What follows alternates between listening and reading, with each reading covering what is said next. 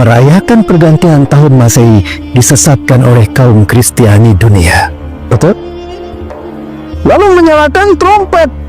Menyalakan trompet ini juga budaya Yahudi. Saya lihat sendiri Bapak Ibu, bagaimana Yahudi menyalakan trompet di hari-hari besar mereka. Ini saya hadir di negara mereka, langsung di depan mata saya Bapak Ibu sekalian. Saya langsung pergi karena salah satu dari mereka terus memperhatikan saya. Saya lupa tidak membuka peci saya. Saya lupa tidak memotong janggut saya. Dan lupa saat itu jidat saya hitam Bapak Ibu. Mereka curiga. Akhirnya saya buru-buru pergi. Alhamdulillah seseorang orang Palestina menyelamatkan saya. Bismillah. Anta Muslim, ayo anak Muslim, anak muda Indonesia. Saya Muslim seorang Indonesia. La tahilu alaika fi hadal makan, hadal mistik Yahud. Ini tempatnya Yahudi, kamu tidak boleh ada di sini. Saya kesasar saat di rumah Ibu, tapi ada momen itu mereka meniupkan trompet. Sebelah sananya ada lagi pet kampret begitu, Bu. Jadi meniup trompet di hari-hari besar itu bukan ritual kita, itu ritual orang Yahudi. Demi Allah, saya akan Bapak Ibu datang ke sana. Saya dulu bertugas di sana Bapak Ibu. Dan saya saksikan bagaimana mereka merayakan hari besar mereka.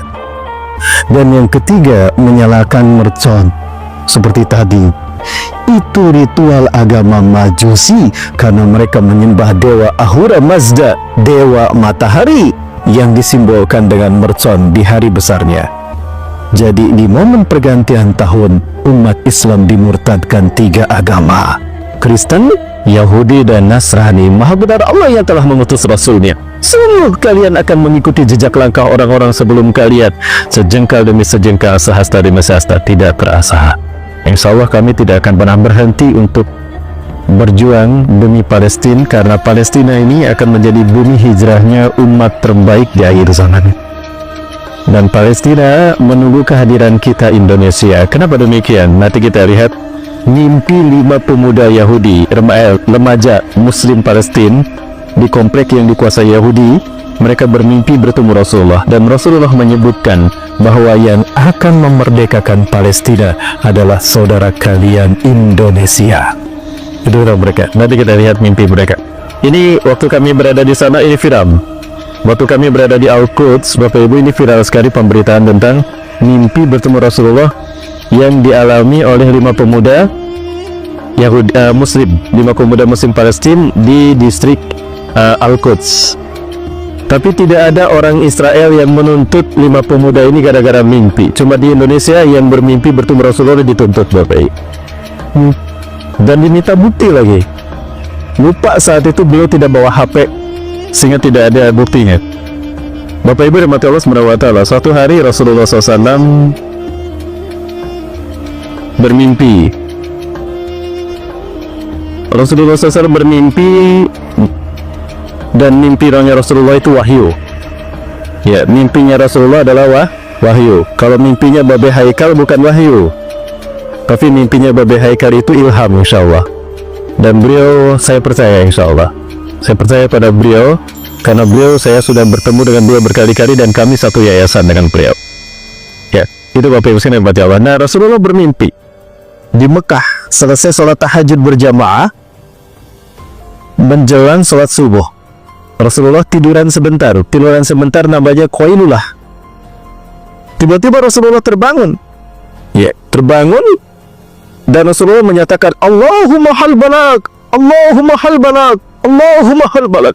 Ya Allah, bukankah telah aku sampaikan, ya Allah, bukankah telah aku sampaikan. 3 kali Rasulullah bersabda demikian. Para sahabat tidak terbangun mendengar Rasulullah SAW berteriak seperti itu. Maka Umar bin Khattab menghampiri Rasulullah SAW dan mengatakan, Naam ya Rasulullah, kan balak tadi salat Allah.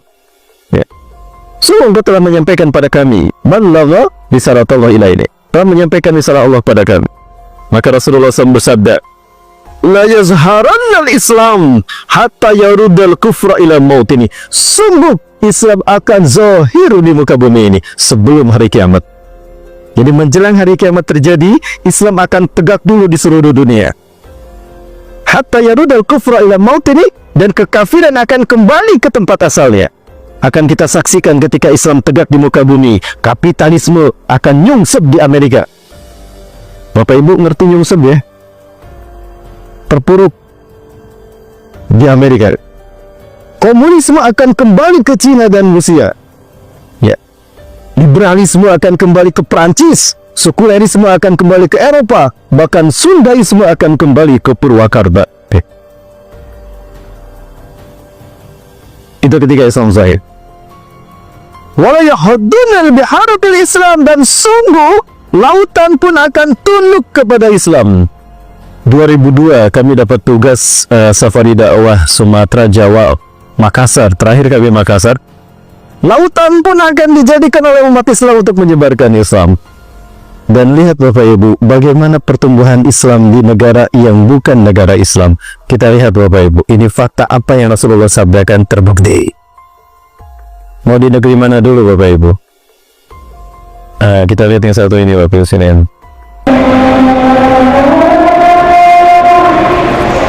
Berlin, ibu kota Jerman, dulunya pusat komunis kuat. Jerman Timur itu dulu komunisme, ateis.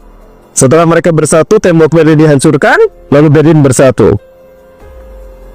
Dan negara ini jarang dijumpai umat Islam. Bahkan di tempat azan terdengar tidak ada masjid, tapi azan berkumandang di negara pusat komunis dulu. Ya. Baik Bapak Ibu hormati Allah. Kemudian yang kedua, di London. Setahu saya London ini ibu kota United Kingdom, Inggris, yang berupa kerajaan, persekutuan kerajaan, federasi kerajaan-kerajaan besar, ya di bawah kepemimpinan Ratu Elizabeth. Di London ini pusat suaka politik bagi siapapun di dunia, termasuk aliran-aliran sesat dan tokoh-tokoh sesat. Salman Rushdie, pengarang ayat-ayat setan, dia divonis mati di Iran, tapi dia mendapatkan suaka politik dan lindungi di Inggris. Aliran-aliran sesat sekelas Syiah Ahmadiyah pun punya jatah tempat di perlindungan di Inggris. Ya, dilindungi oleh Inggris. Nah, tapi apa yang terjadi hari ini Bapak Ibu? Kita lihat kota London, pusat ibu kota Inggris. Islam tumbuh di sana sehingga kota London berganti nama Londonistan. Nah, itu kota London. Sampai ada orang yang tidak percaya, betulkah London sekarang seperti itu? Jilbab di mana-mana, hijab di mana-mana, wanitanya berniqab, laki-lakinya berjenggot, berpeci, dan pakaian-pakaian Islami banyak di sana. Ada yang tidak percaya. Dia datang sendiri ingin membuktikan, dan ternyata betul terbukti Bapak Ibu. Ini dia datang sendiri dan dia sorot dengan kameranya. Perhatikan Bapak Ibu, ada tidak yang tidak berkerudung, ada tidak yang tidak berhijab. Bapak Ibu saksikan, dia datang sendiri ke sana. Tidak ada yang tidak berhijab, semuanya berhijab. Tapi coba Bapak Ibu ke pusat-pusat kota Bandung, pusat kota Jakarta di Indonesia. Subhanallah. Pengalaman kami di luar negeri Bapak Ibu, di saat di Eropa, Bapak Ibu bisa saksikan Islam susah kita temui di sana. Susah kita bertemu dengan orang Muslim, susah kita bertemu dengan masyarakat Muslim yang ada di kota Eropa sana. Tapi Islam hidup di mana-mana. Jalanan tertib, bersih, aman. Itu kan hidup Islam itu. Ajaran Islam itu kan. Tidak ada satupun polisi kita lihat, dan tidak ada yang melanggar Bapak Ibu. Padahal tidak ada polisi. Tapi ini kita di Indonesia, banyak orang Islam, tapi susah ditemui kehidupan yang Islami. Betul tidak Bapak Ibu? Dan lihat di jalan raya, polisi ada di depan, yang melanggar tutup aja tuh. Dan polisi banyak di pinggir-pinggir jalan. Tapi yang melanggar tetap aja banyak Bapak Ibu. Nah, Islam tidak kita temui di sana, tapi kehidupan yang Islami ada. Sementara di Indonesia banyak orang Islam, tapi susah kita menemui kehidupan yang Islami. Konon saya dengar Pekanbaru dan Riau ini akan menjadi pusat kota sunnah katanya, betul? Mudah-mudahan kota sunnah buat semua, bukan untuk sekelompok orang saja. Amin. Dan insya Allah saya percaya Kampar ini akan menjadi percontohan yang terbaik untuk kehidupan Islami. Amin. Kita doakan ya, mudah-mudahan Kampar menjadi yang terbaik. Amin. Ya, ini Kampar baik. Ya, baik. Bapak Ibu rahmati Allah, begitu pula di Denmark, negara yang dulu pernah muncul seseorang yang kartunis yang menghina Rasulullah. Dia menggambarkan seekor babi tapi bersorban dan berpeci, dituliskan di tubuh babi itu Muhammad. Ini penghinaan. Tapi apa yang terjadi di negara di mana mereka menghina Allah dan Rasulnya, Allah bangkitkan Islam di sana. Ini Denmark, Bapak Ibu. This country will become the first Islamic state in Europe. Negara ini pernah diprediksi akan menjadi negara pertama yang menerapkan syariat Islam di Eropa. Pernah terjadi sepertiga parlemennya itu Muslim, sehingga mereka dipastikan menang, dan apabila menang, maka syariat Islam akan diberlakukan di negara Denmark. Partai terbesar di sana ternyata partai Islam, jenis partai Muslim, DAM, ya. Dan partai ini bertekad untuk menerapkan syariat Islam di kota Denmark, di negara Denmark. Dan tahukah Bapak Ibu, di saat kita banyak melakukan aksi membela Islam, di Denmark pun sama. Ini saya perlihatkan Bapak Ibu, di Denmark mereka melaksanakan aksi bela Islam. Kita percepat, ini di pusat kota Denmark.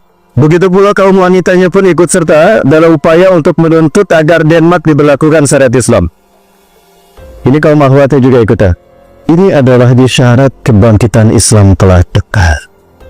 Artinya, isyarat sebentar lagi kita akan memasuki fase kelima dari 5 fase kebangkitan Islam, 5 fase kepemimpinan, 5 fase kehidupan umat akhir zaman berdasarkan hadis Rasulullah Sallallahu Alaihi Wasallam.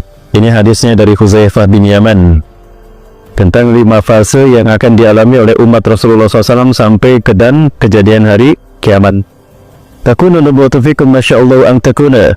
Nubuwah akan ada di tengah-tengah kalian dengan sekehendak Allah, jika Allah berkehendak untuk mengadakannya. Summa yarfa'u idza syaa yarfa'ha, kemudian Allah mengangkatnya jika Allah berkehendak untuk mengangkatnya. Summa takunu khilafatan ala minhajid nubuwah. Kemudian muncullah kehilafahan yang mengikuti jejak kenabian. Fatakunu masyaallah an takuna, keberadaannya atas izin Allah. Summa yarfa'u idza syaa yarfa'ha, kemudian Allah mengangkatnya jika Allah berkehendak untuk mengangkatnya. Summa takunu mulkan adhan, kemudian muncullah mulkan adhan, kerajaan yang menggigit.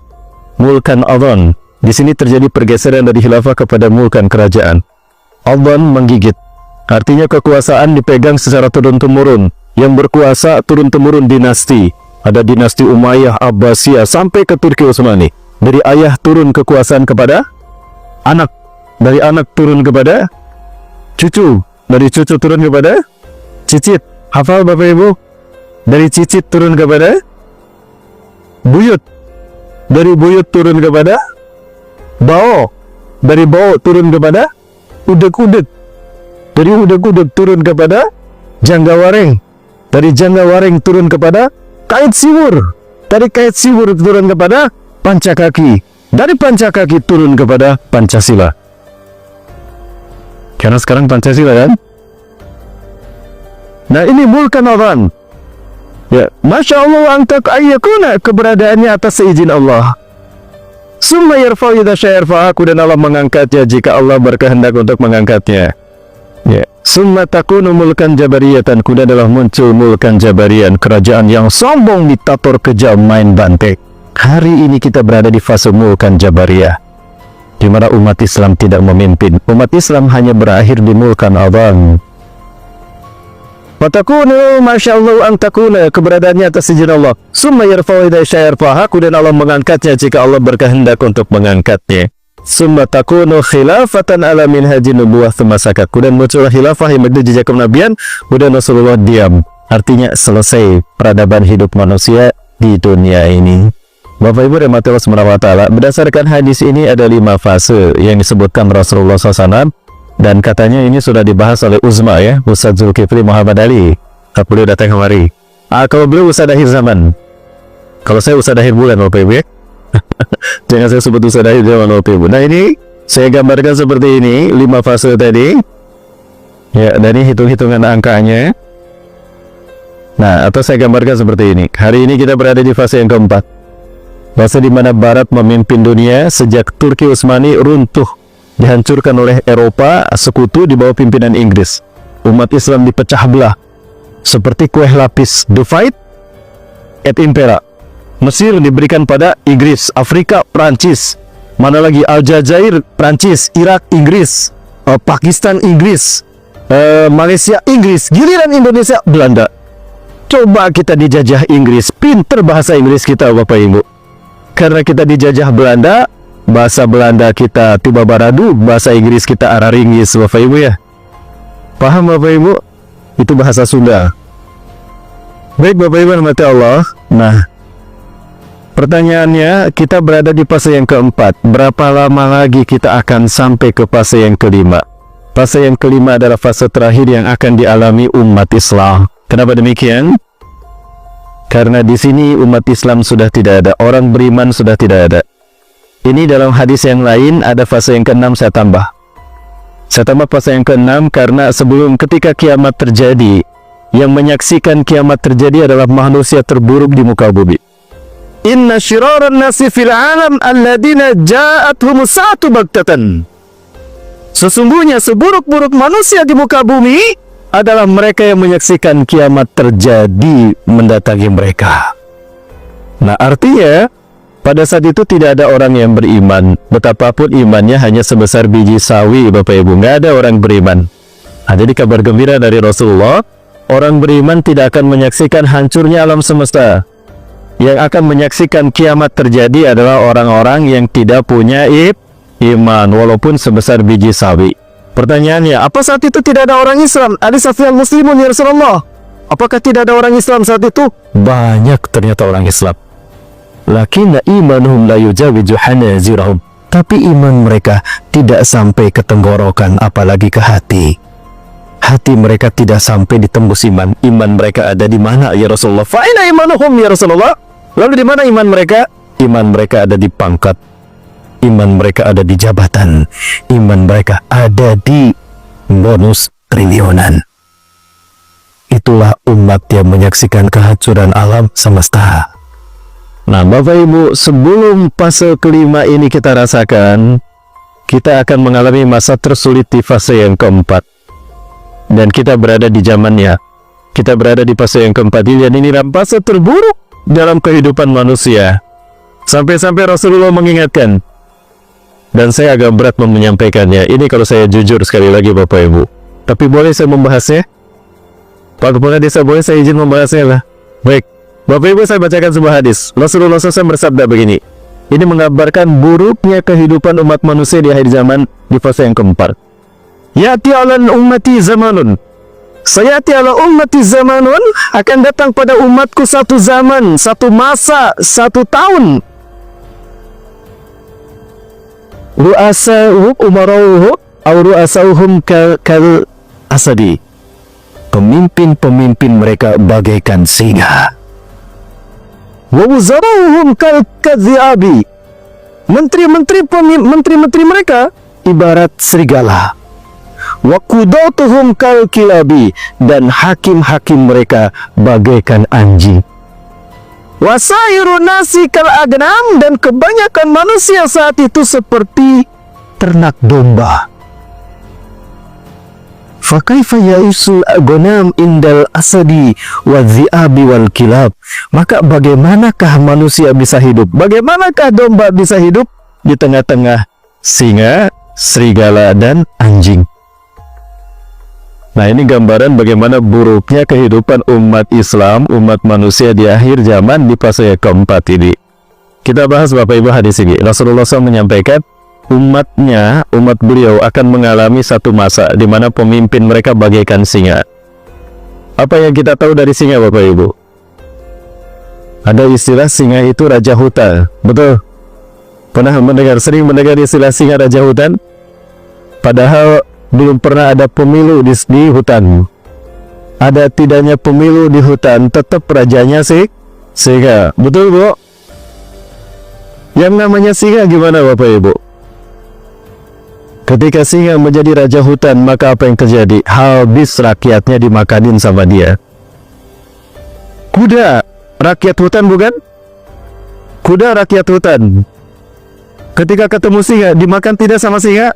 Dimakan, padahal kuda rakyat hutan. Ada rusa. Rusa rakyat hutan bukan? Rakyat hutan, dimakan tidak sama singa? Dimakan sama singa. Nah, itu yang terjadi. Ketika pemimpin-pemimpin mereka bagaikan singa, habis singa memakanin rakyatnya. Wa wuzarum kaziab, dan menteri-menterinya, ketika pemimpinnya singa, maka menterinya bagaikan serigala. Ya, namanya serigala ini licik. Ke atas dia menjilat karena pengen daging juga, sementara ke bawah dia menyamar. Ketika ada kawanan domba, wah ini domba lezat dagingnya nih. maka aku harus masuk ke tengah-tengah mereka. Maka serigala nusuk ke tengah-tengah domba. Dia menjadi serigala berbulu domba. Nyamar dia jadi domba. Betul, Pak? Nyamar jadi domba. Maka kita mendengar istilah serigala berbulu domba. Ketika ada kawanan ayam, wah ini ayam dagingnya empuk-empuk, ini lezat kayaknya. Maka serigala pun nyamar menjadi ayam. Nah itu serigala. Ketika pemimpinnya bagaikan singa, menterinya bagaikan serigala, wa qudatuhum kal kilab. Menteri-menterinya, hakim-hakimnya, penegak hukumnya bagaikan anjing. Seperti apa anjing? Kita lihat anjing, biasanya anjing dijadikan penjaga rumah, betul? Rumah yang besar-besar itu penjaganya anjing, gitu ya Pak ya? Dan anjing, bahayanya anjing ketika jadi penjaga rumah, nggak bisa membedakan mana tamu, mana maling. Ya anjing itu nggak bisa membedakan mana tamu, mana maling. Ketika yang datang tamu, walaupun yang datang tamu, tapi karena tidak bawa daging, digonggong tuh tamu sama anjing, betul tidak? Karena tidak bawa daging, digonggong tuh. Karena tidak bawa daging, betul. Padahal yang datangnya tamu. Tapi sebaliknya, ketika yang datang maling, betapapun maling yang datang, tapi karena bawa daging, aman, diem, nyaman tuh anjing. Karena bawa daging. Padahal yang datang ini maling, malingin emasnya, malingin nikelnya kan, manggilin apa lagi? Habis tanahnya diambil karena bawa daging, dikasih angpau. Itulah Bapak Ibu yang percaya. Sudah terjadi belum? Sudah terjadi belum, Mbak? Di mana, Bu? Bu, sudah terjadi belum, Bu? Di mana? Di luar negeri sana. Di negeri entah berantah. Di negeri autopilot. Betul? Di negeri autopilot. Di negeri 62. Aku nih. Lalu bagaimana rakyat saat itu, kata Rasulullah? Wasairun nasi kalgon kalagnam. Dan umat manusia, rakyatnya saat itu bagaikan ternak domba. Yang namanya domba dibawa ke kandang, dibawa ke padang rumput, dibawa ke tempat pemotongan domba, itu golok sudah di leher. Apa yang dikatakan domba? Pasrah tuh Bapak Ibu. Nah, kehidupan umat di fase yang keempat seperti itu. Maka apa kata Rasulullah? Maka bagaimanakah bisa domba hidup di tengah-tengah serigala, singa, dan anjing? Maka nasib mereka dimangsa oleh orang-orang sekitarnya. Dan inilah terjadi pada umat Islam hari ini. Di saat di Eropa Islam bangkit, justru di negara mayoritas Islam, Islam diperangi, Islam ditindas dan diinjak-injak. Ini tanda kebangkitan Islam telah dekat. Dan jangan lupa, bahkan di Palestina pun saudara-saudara kita tidak lepas dari pembantaian yang keji dari musuh-musuh Islam. Ini dia Bapak Ibu, saudara-saudara kita di Palestina. Kita doakan mudah-mudahan Allah SWT menyelamatkan mereka dan melindungi mereka betapapun mereka bertahan untuk menjaga kiblat kita yang pertama. Karena setiap hari dibantai, setiap hari dibom, setiap hari dihancurkan rumah mereka, setiap hari ayah ibu mereka dibunuh, mereka yatim piatu, Bapak Ibu. Maka anak-anak di Palestina ini, mereka di usia kecil, mereka seperti orang dewasa. Saya ngobrol dengan anak-anak Palestina. Kaifa halukumul yaum? Hasaidun anta? Ya, bagaimana kehidupanmu? Apakah bahagia hari ini? Ya, begitulah jawabannya. Itu seperti anak-anak dewasa. Yang mereka ucapkan itu adalah kata-kata orang dewasa. Hampir semua anak-anak yang kita temui omongannya kayak anak gede. Ini untuk menunjukkan yang bicara bukan anak kecil, tapi yang bicara manusia hati nurani, untuk mengingatkan, mengetuk mereka yang masih punya hati nurani di luar sana. Ini Bapak Ibu sekalian, Bapak Ibu bisa saksikan anak ini berbicara seperti anak dewasa. Ya, tidak saya pahami dan ini tidak masuk di akal Bapak Ibu. Di Palestina hanya ada 5 juta orang Yahudi yang membantai saudara-saudara kita ini terlalu banyak data yang bisa saya perlihatkan Bapak Ibu. Ya, Yang tidak saya pahami, di Palestina hanya ada 5 juta Yahudi, dan di sekeliling Palestina ada 300 juta umat Islam, negara-negara Arab. Bapak Ibu, banyakkan mana 300 juta dengan 5 juta? Ibu-ibu rahmati Allah SWT. Ya, 300 juta kalah sama 5 juta, ini yang tidak masuk di akal. Jangankan untuk mengangkat senjata, andaikan mereka mengangkat senjata bareng-bareng, habis tuh yang 5 juta. Jangankan dengan mengangkat senjata, kencing bareng-bareng saja, itu 5 juta tenggelam tuh. Andaikan yang 300 juta ini kencing bareng-bareng, tenggelam tuh ya Budi. Tapi untuk kencing bareng-bareng pun tidak bisa. Kenapa? Karena mereka dipecah belah dan diadu domba. Ini fakta Bapak Ibu, kalau mereka jumlahnya mayoritas di sekitar Palestina. Beginilah fitnah terjadi ketika umat Islam berpecah belah. Ya Bapak Ibu, ya. Sukanul Watan Arabi 600 million Arabi. Negara di sekitar Palestina ada 300 juta Muslim. Di Palestina hanya 5 juta. Apa bisa 300 juta dikalahkan oleh 5 juta?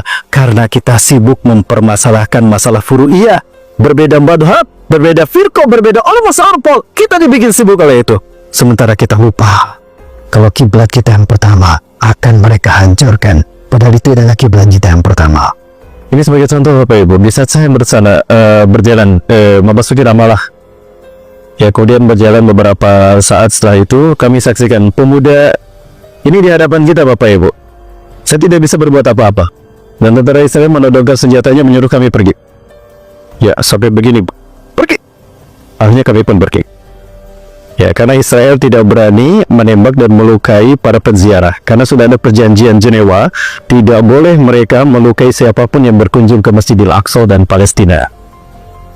Ini Bapak Ibu rahmati Allah SWT. Nah, maka kami tidak akan pernah berhenti untuk membebaskan Palestina. Kenapa demikian? Satu, Rasulullah SAW menyebutkan, sebaik-baik manusia di akhir zaman adalah mereka yang berziarah ke bumi Palestina.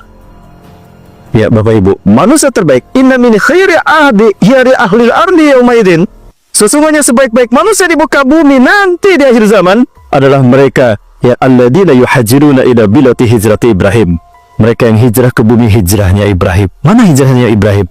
Palestina. Sampai sekarang ada makam Nabi Ibrahim, makam Siti Hajar, makam Siti Sarah, makam Nabi Yusuf, makam Nabi Yakub, Iqah binti Batwain, ibunda dari Nabi Yakub, bahkan suami istri dari Nabi Isa alaihissalam.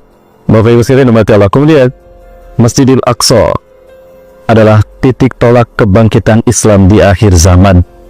Bapak Ibu umat Allah Subhanahu wa taala, ini saya sampaikan pada Bapak sekalian umat Allah, hari ini kiblat kita yang pertama, ini kiblat kita yang pertama. Rasulullah SAW ketika menerima perintah wajibnya sholat 5 waktu mengarah ke sini. Ini yang disebut dengan Masjidil Aqsa. Dimulai dari dinding ini, sampai sini, kemudian sampai sini. Nah, itu yang dimaksud dengan areal Al-Aqsa. Ya, di dalamnya ada beberapa masjid. Ada Masjid Qibli, ada Masjid Damodrok, ada Masjid Buraq, ada Masjid Umawi, dan ada Masjid Al-Aqsa di bawah sini. Ya, inilah kiblat kita yang pertama. Bapak Ibu rahmati Allah, hari ini kiblat kita yang pertama ini akan dihancurkan. Zionis Yahudi ingin menggantinya dengan Bait Solomon. Inilah rencana yang mereka bangun. Jika kiblat yang pertama kita hancur, maka ini akan didirikan, dan inilah istana yang mereka siapkan untuk Dajjal.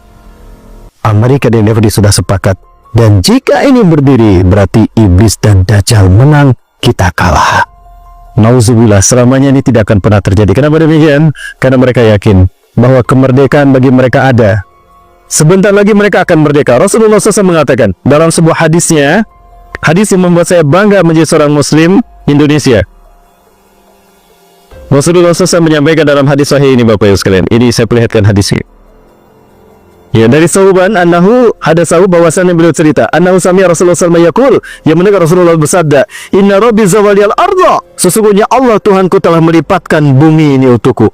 Bumi yang bulat dibikin datar, hatta ra'aitu masyariqah wa magharibaha, sehingga aku melihat kekayaannya terbentang dari timur hingga ke barat.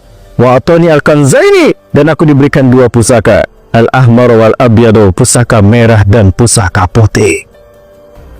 Rasulullah menyebutkan pusaka merah dan pusaka putih yang Allah berikan kepadanya.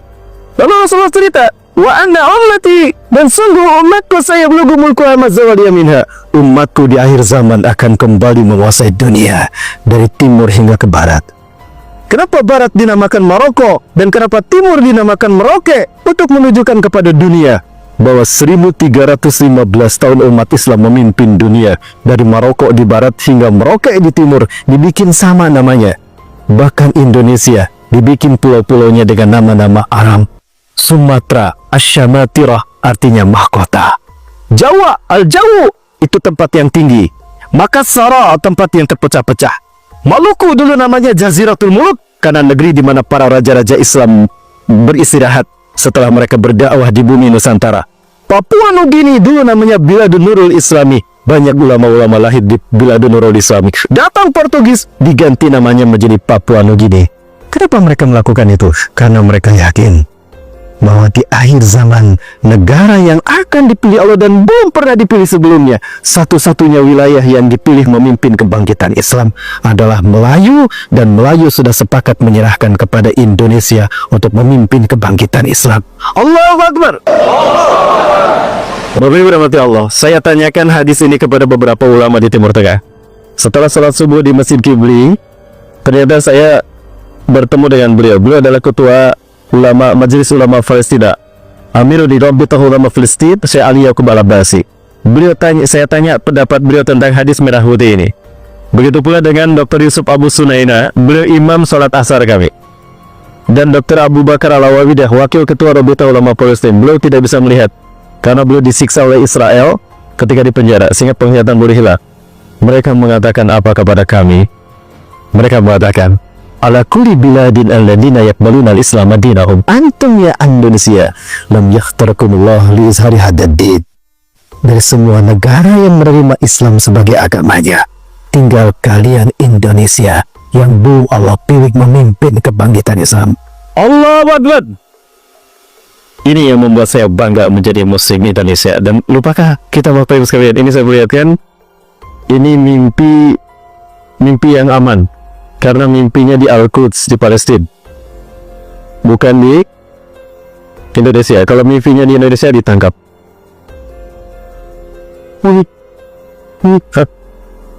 Tapi mimpinya di Palestina, Bapak Ibu.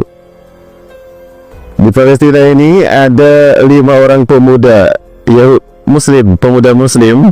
5 pemuda ini mimpi tentang Indonesia, Bapak Ibu. Ya, Bapak Ibu sekalian, mereka ini tidak bertemu sebelumnya. Mereka tidak janjian kalau di malam itu mereka akan mimpi yang sama, Bapak Ibu. Tidak. Ini saya perlihatkan pada Bapak Ibu sekalian. Dan di dalam mimpi itu mereka bertemu dengan Rasulullah SAW. Dan apa kata Rasulullah SAW? Kita saksikan sama-sama, Bapak Ibu. Jika kami berada di Al-Quds memang ramai berita tentang ini. Dan ini kisah nyata yang disampaikan dan dikuatkan oleh mufti-mufti Palestina di sana. Makanya kami sambut baik, dan ini kami sampaikan kepada negara-negara yang ada di Asia. 2012 kami mengundang Malaysia, kami mengundang Brunei Darussalam, bahkan kami mengundang Muslim Uighur, bahkan dari Henan Muslim ada 12 orang hadir. Kemudian juga dari London Eropa hadir, Amerika juga hadir. Mereka menyampaikan pada kami bahwa ini mereka yakin umat Islam Indonesia ini akan memimpin kebangkitan Islam. Bapak Ibu, ini yang kami lakukan. Salah satunya ini sumbangsi kita umat Islam Indonesia, dan ini menjadi kebanggaan kita di tanah Palestina.